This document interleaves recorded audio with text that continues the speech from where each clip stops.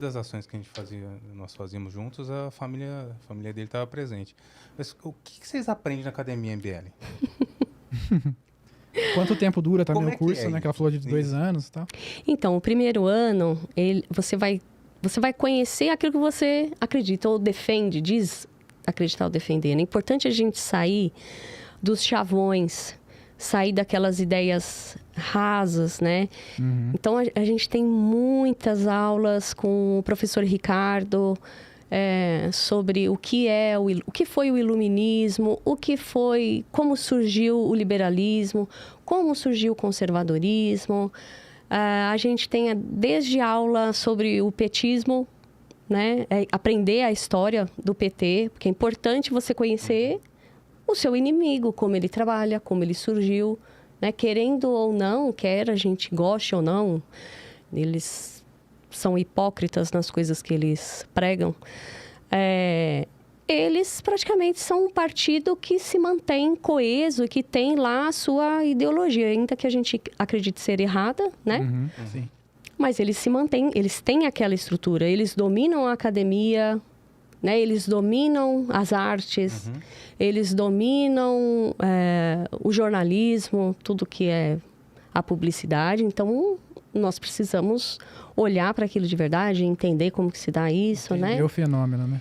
E aí a gente tem aulas da história do MBL, como que surgiu, por que surgiu. É um curso bastante interessante, assim. Você vai ter aula de liderança e você tem, assim, aulas que você pode usar até profissionalmente, né? Como ser um líder, aulas de como ser um militante, vai ter noções de direito, né? Noções de administração. É um curso bem amplo, assim. E eu tinha muita vontade de aprender, né? Foi muito legal para mim. Foi uma experiência muito legal. O primeiro ano, eu fui uma das primeiras alunas no meu primeiro ano. E foi um curso que...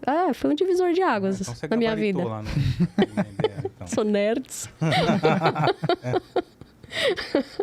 E aí depois acabou? Como que funciona a questão do tempo do curso? Então, aí depois você sendo aprovado, né? Você tem que ter as notas, você tem que ter alguns trabalhos, né? E também alguns trabalhos de militância. Aí você é chamado para o segundo ano. E aí sim você passa a ser um líder.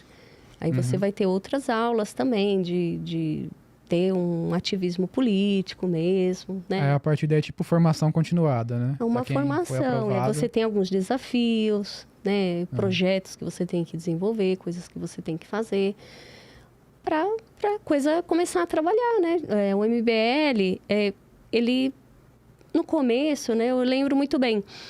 A gente falava assim, olha, o MBL é um movimento político. Ele nunca vai deixar de ser um movimento político que se propõe a pensar a política, a questionar, né? Questionar os privilégios, tudo. Mas com esse amadurecimento do movimento, poxa, a gente precisa tomar os espaços da política, senão a gente nunca vai produzir as mudanças que a gente quer, né? Sim. Então, a gente precisa entrar na política, fazer parte da política para a gente conseguir produzir as mudanças que a gente acredita serem necessárias. Certo. Na cidade, no país e por aí É o vai. caminho natural, né? Para quem não sabe também, esse podcast ele é fruto de algo semelhante. Nós tínhamos aqui um núcleo do movimento conservador, né? O Maicon, ele era o líder aqui da cidade, do núcleo, e nós tínhamos algumas reuniões semanais, às vezes eram quinzenais, de formação também, mas não era nada, assim, sistemático, não. A gente, às vezes, pegava algum livro que nós queríamos ler, discutir, assistir alguns cursos, documentários. Era um encontro de amigos para ter esse bate-papo, de troca de informações, de estudo, um grupo de estudos mesmo, sabe? Então, o podcast surgiu a partir disso, né? Que a gente sempre teve essa ideia de tentar transmitir um bate-papo nosso, né? E aí com o Maicon e o irmão dele iniciaram aqui o projeto, né, da Atona. E assim surgiu o podcast Café Amargo, né? Então, também a partir de algo parecido. Né? No movimento conservador a gente fez por bastante tempo o curso do professor Rafael Nogueira. Né? Política, Governo e Conservadorismo. E até pouco tempo nós ainda estávamos com o grupo aqui em Ribeirão. Né? A gente não continuou as reuniões por conta de trabalho. Né? Por exemplo, o nosso estúdio aqui toma um tempo, até a hora que a gente está aqui hoje. Sim. Então, assim, mas iremos retomar, né? Porque a gente ficou desde 2016 aqui em Ribeirão Preto com as reuniões todas as semanas. Uhum. Né? Isso é muito interessante. Assim, uma das coisas que o MBL preza é essa união, essa trajetória desse grupo, a formação dos laços de confiança, né? Você vai trabalhar junto com aquelas pessoas, porque vai surgir um dado momento que vão vir pessoas, né? Uhum. Né? Oba-oba.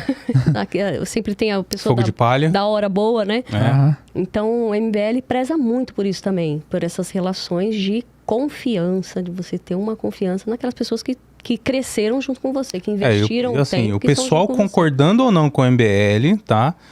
O MBL é organizado, a gente não tem como não concordar com isso. Uhum. Eles são organizados, estão criando bases, né? Formação, criando esses vínculos que, querendo ou não, se você não concorda com o MBL, você tem que fazer a mesma coisa. Criar essas bases, né?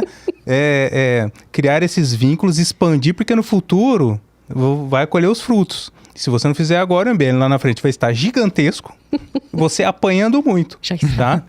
Eu vou falar você... Porque é isso. É verdade. Porque existe organização. Sim, do outro lado tem muita organização. Exatamente. Né? Tomaram todos os espaços de poder, né? A extrema imprensa tomou todos os espaços, né? Praticamente, como é que fala? É a assessoria de imprensa do Lula, Sim. né? Então, se a gente não tiver o trabalho, a rede social democratizou muito isso também, né? Então, o MBL também é um movimento que surgiu nas redes sociais e conseguiu Sim. ter esse espaço, né? Alargar. E eu falo para os meninos assim, falando, gente, aqui é como se a gente estivesse batendo na pedra, sabe? Nós vamos fazer uma fenda aqui um pouquinho e aí a gente vai começar a largar um pouco. E é isso que a gente está fazendo aqui hoje. Eu quero agradecer o trabalho de todo mundo. Eu estou aqui, mas agradeço o trabalho de todo mundo do MBL de Ribeirão. Segue a gente lá no Instagram, @MBL Ribeirão. É um trabalho importante que a gente está fazendo aqui. Então, convido, né, mesmo as pessoas que não gostam, a conhecerem, a trazer suas dúvidas, a trazer seu questionamento. Sim. A gente é um movimento aberto para isso.